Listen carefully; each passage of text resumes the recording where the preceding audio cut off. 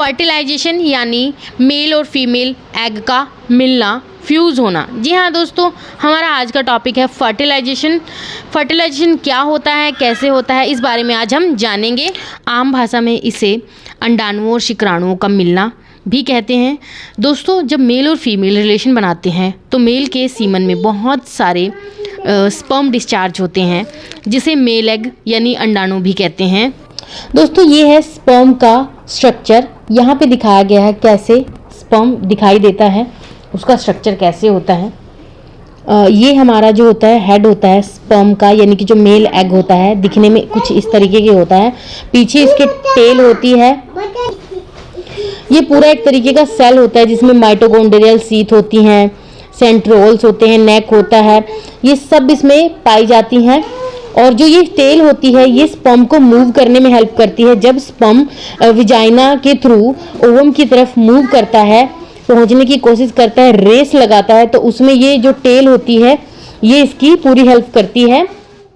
अब ये sperm vagina के थ्रू फीमेल रिप्रोडक्टिव सिस्टम में एंटर करते हैं और फीमेल एग यानी ओवम को खोजने लगते हैं। अब अगर ये टाइम सेफ टाइम है तो स्पर्म यानी मेल एग को ओवम के लिए वेट करना पड़ता है, क्योंकि ओवम वहाँ पर नहीं होगा, क्योंकि ये सेफ टाइम है तो इस टाइम पे ओवुलेशन नहीं होगा। अब अगर ओवम नहीं मिलेगा तो स्पर्म डेड हो जाएगा और जब मेंसेस फ्लो होगा यानी कि ब्लीडिंग होगी तब उसके साथ ही वो बाहर आ जाएगा।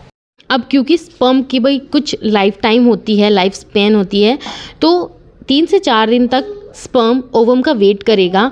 अगर उस बीच भी ओवुलेशन हो जाता है यानी कि ओवम आ जाता है तो उस समय भी फर्टिलाइजेशन हो जाता है। अदरवाइज़ अगर स्पर्म को ओवम नहीं मिल पाता तो स्पर्म वहीं पे अपना दम तोड़ देता है यानी कि डेड हो जाता है। और सेकंड सिचुएशन की बात करेंगे जहाँ रिलेशन अनसेफ टाइम में हुआ है, यानी ओवुलेशन के टाइम पर। अगर ओवुलेशन के टाइम पर स्पर्म बॉडी में एंटर करता है तो क्या होता है, वो ओवम से मिलता है, ओवम के अंदर एंटर करता है। कैसे एंटर करता है वो भी दिखाएंगे इमेज के थ्रू।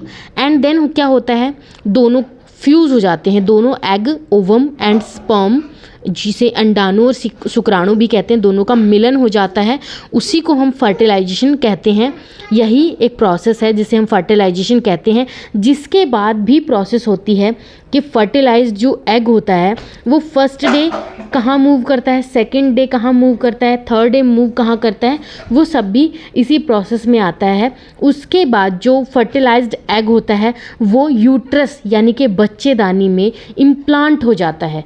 इम्प्लांट होने के बाद वहीं पे जो वो एग होगा, उसी वो जो 2 एग मिलकर फ्यूज़ हुए हैं उसी एग से एक बेबी बनेगा, फिटस बनेगा। फिटस के बाद वो ग्रो होगा, उसके बाद वो एक बेबी बनेगा जिसका बर्थ होगा। ये हम यहाँ पे ओवम का स्ट्रक्चर देखेंगे, किस तरीके से ओवम का स्ट्रक्चर होता है और स्पर्म किस तरीके से एंटर करता है।